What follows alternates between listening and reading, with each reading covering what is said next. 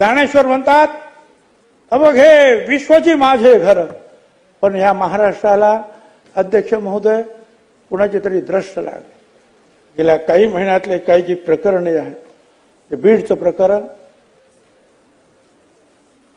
देशमुख चित्र पाहावत नाही, खरंच आहे, त्याचा आपण सगळ्यांनी निषेध केला. ही काय कडक शिक्षा व्हायला पाहिजे, ती झालीच पाहिजे. असं ऐकत नाही की त्यांनी कुणी त्याचा निषेध केला नाही, असं झालं नाही, करायलाच पाहिजे. पण अध्यक्ष महोदय, परभणीमध्ये जे आहे बाबासाहेब आंबेडकरांचं जे आहे तिथे असलेलं संविधान, आपण संविधानावर चर्चा करणार, ते एक संविधानाची मोडतोड केली, कोणीतरी केली म्हणून आंदोलन झालं. त्याच्यामध्ये ज्याला पकडण्यात आलं, सूर्यवंशी नावाचा आपला ग्रस्त जो आहे सोमनाथ सूर्यवंशी, त्याला पोलीस कस्टडीमध्ये तो मृत्यू पावला. त्याची आपण चौकशी करणार नाही का? आणि मला आश्चर्य तेव्हा वाटलं की ज्या वेळेला बीडच्या प्रकरणामध्ये आवाज उठवणारे आपली सगळी माणसं म्हणतात की जाऊ द्या त्या प्रकरणामध्ये, त्यांना आपण दुर्लक्ष करायला पाहिजे, माफ करायला पाहिजे. का? ती माणसं नाहीत, तो मागासवर्गीय आहे म्हणून, दलित समाजाचा आहे म्हणून,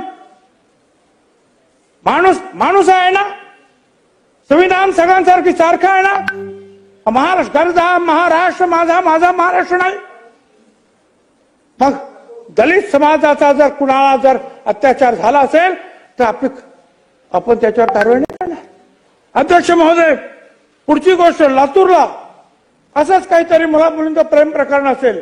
माऊली सोट नावाचा एक धनगर समाजाचा मुलगा, अध्यक्ष महोदय, त्याची नखं काढण्यात आली, मृत्यू झाला. आपण कोणी बोलणार नाही. मागासवर्गीयाचा आहे, दलित समाजाचा म्हणून. अध्यक्ष महोदय, महाराष्ट्रात चाललाय कुठे? अध्यक्ष महोदय, अध्यक्ष महोदय, आणखीन एक प्रकरण परवाच्या दिवशी आणखी जालनामध्ये, अध्यक्ष महोदय, हा कैलास बोराडे, हा अनवा भोकरदांचा, तो असं म्हणतात की तो शिवमंदिरात गेला. तू का गेला म्हणून कोण म्हणतात त्याची जमिनीवरून काय होतं, काही असेल.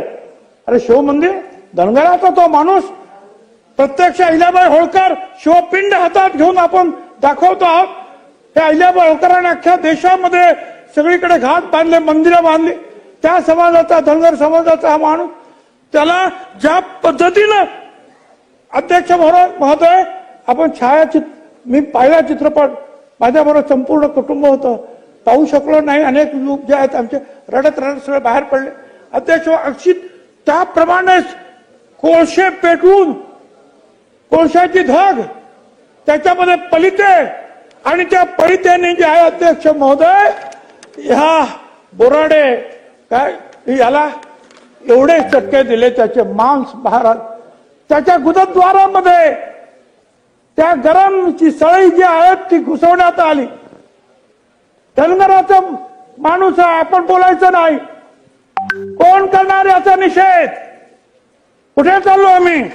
अध्यक्ष महोदय, हे सगळे फोटो पहा, सगळे फोटो पहा. अध्यक्ष महोदय, हे सगळे मी अध्यक्ष महोदयांना कळवलं, मी मुख्यमंत्र्यांना कळवलं.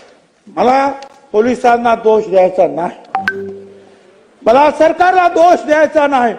मला फक्त एवढंच म्हणायचं की महाराष्ट्र कुठे चालला, हा फक्त त्या पोलिसांचा प्रश्न नाही, सरकारचा नाही, सगळ्या महाराष्ट्रातील सर्व समाजाचं, सर्व जनतेचं हे सार्वभौम सभागृह आहे. अध्यक्ष महोदय, सभागृहाच्या अध्यक्षाचा आपल्या सगळ्यांचा हा प्रश्न आहे. या महाराष्ट्रामध्ये एवढं क्रौर्य कुठून आलाय? काय याच्या पाठीमागे कुठल्या शक्ती आहेत? याचा कधी विचार करणार आहात की नाही? आम्ही एकमेकावर आरोप करणार आहोत, आम्ही प्रश्नाची उत्तर देणार, बस निघून जाणार. आमचं एवढंच काम आहे.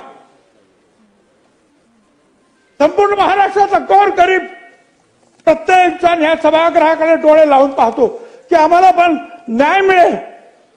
पण प्रश्न न्यायाचा तोही नंतर पाहू. पोलीस नंतर काय करतील, कोर्ट नंतर काय करतील, नंतर पण हे का होतं हे आपण थांबवणार नाही. अध्यक्ष महोदय, माझी विनंती आहे, या सभागृहाचे जे अध्यक्ष आहेत त्यांनी पुढाकार घ्यावा. त्या समाजातील जे प्रमुख जे आहेत, काही नेते असतील, सर्व पक्षाचे नेते असतील, अध्यक्ष महोदय, काही पत्रकार असतील, काही लेखक असतील, काही विद्वान मंडळी असतील, यांना बोलवा, सगळ्यांनी एकत्र बसा. अध्यक्ष महोदय, हा राजकारणाचा विषय नाही, हा एकमेकावर टीका करण्याचा विषय नाही.